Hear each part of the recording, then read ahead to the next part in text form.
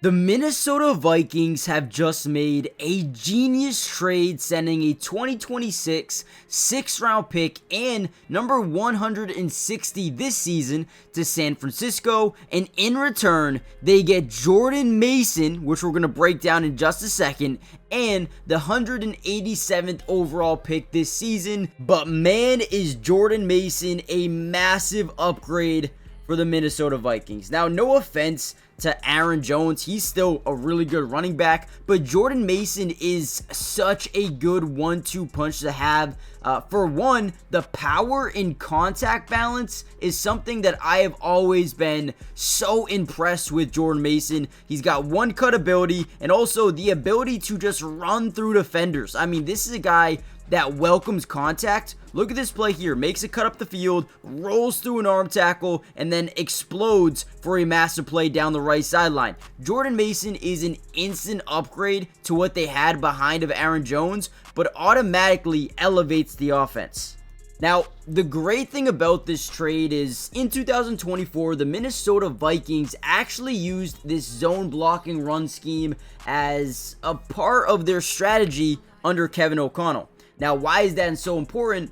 Well, Jordan Mason learned and has developed under Kyle Shanahan's system, which is primarily zone blocking scheme. So this is already going to be a match, already going to be a perfect fit, and this is one of the reasons they added him to this football team. He already understands how to attack these defenses with his offense. Now, my favorite thing about Jordan Mason has to be the quick feet, the lateral agility, but also the one cut ability. So we're going to motion this wide receiver out of the backfield. They're going to send this corner in from that weak side here, or actually it is a strong side. So what we're going to do is we're going to bounce this inside. Watch the one cut ability here by Jordan Mason. This is what really excites me about what his game is going to be. So again, we're trying to set this up to the outside, but having that cutback ability, the ability to stop on a dime, change direction, and then hit the hole. Again, guys, I'm telling you, if you're a Vikings fan, be excited for what's to come. Yes, Aaron Jones is going to be a main back. It's going to be probably a 60-40 split. But Jordan Mason is a change of pace and a guy, again, that can make big plays happen. Now, let's talk about the most important factor here for this pickup. Now, I wrote 4.1 here on your screen. That is how many yards per carry the Minnesota Vikings averaged last season.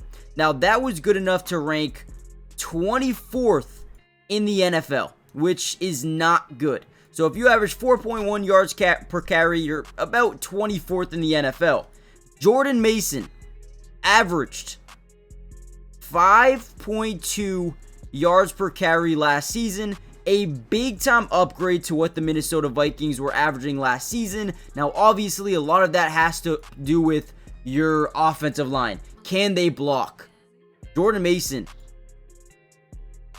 did a great job last year, but more importantly, we're about to talk about in a second, the offensive line that they just upgraded with obviously Ryan Kelly. That's going to be a major addition. Will Fries, a major addition. You have Christian Darrisaw, right? I believe coming off injury. Brian O'Neill. This team got a lot better. They'll probably trade Garrett Bradbury over the next few days here. Add some more picks potentially. Maybe have to release him. But man, this offense is going to be dynamic. Alright guys, real quickly, before we deep dive any further into the video, if you want a part 2, where I actually break down more of JJ McCarthy's one game that he played versus the Raiders, let me know by commenting down part 2 JJ McCarthy, and just let me know, right? Hit the like button, subscribe, it's free, it doesn't cost anything to subscribe to the family, and we will be covering the Vikings throughout the entirety of the season, the offseason, trades, whatever it may be. We got you guys covered. Join the family. Let's dive back in.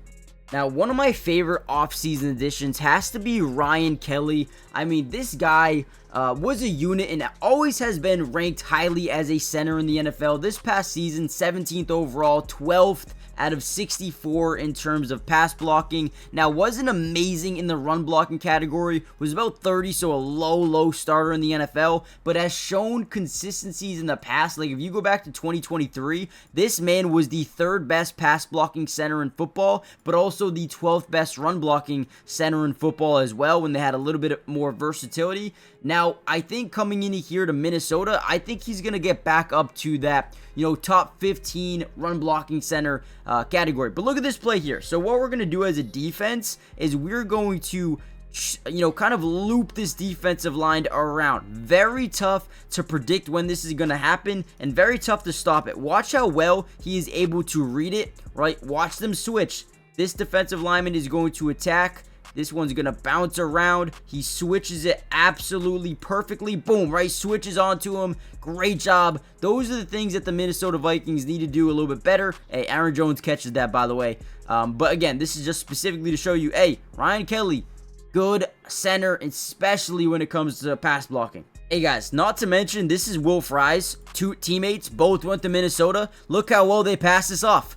Even Will Fries, I honestly, when I first watched this, didn't even click in my brain. But then after I ended the clip, I was like, wait, this is Will Fries. They both switch absolutely perfectly.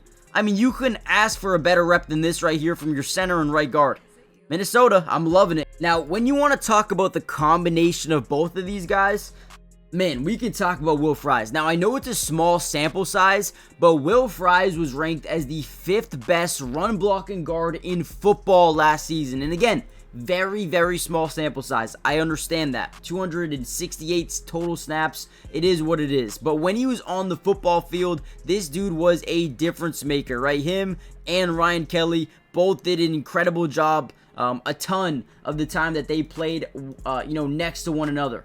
Now, if you do want to look at 2023, where he did play a lot of snaps, he wasn't as efficient, and that is clear as day. But again, I like to look at potential. And when you look at this year's offensive line class, I think Will Fries had there's a bad rep right here. So again, I don't want to show you all the good plays. I want to show you everything. Here's a play. He just gets beat to the inside. We can't have these happen, okay? Let's just be honest. But when you talk about Will Fries overall, again, the potential's there. 6'6", 305 pounds, young. Will need to get better in some areas of his game. But again, I have a lot of faith that he'll be able to improve. Overall, guys, I'm pretty hyped up about this Minnesota Vikings team. Offensively, Will Fries, Ryan Kelly, you add Jordan Mason. Again, I think the offense is going to be a little bit better depending on how J.J. McCarthy is. And then defensively, Jonathan Allen, Javon Hargrave, Isaiah Rodgers, Eric Wilson, bringing him back I thought was huge. I love what this team has done, man. In a couple of days from now, I'm going to be dropping a video breaking down the NFC North and their off seasons, kind of grading each and every single signing. So if you guys want that video, hit the like button, subscribe, join the family, turn on post notifications. And man, I'll see you guys in the next one. Should be very soon. Peace.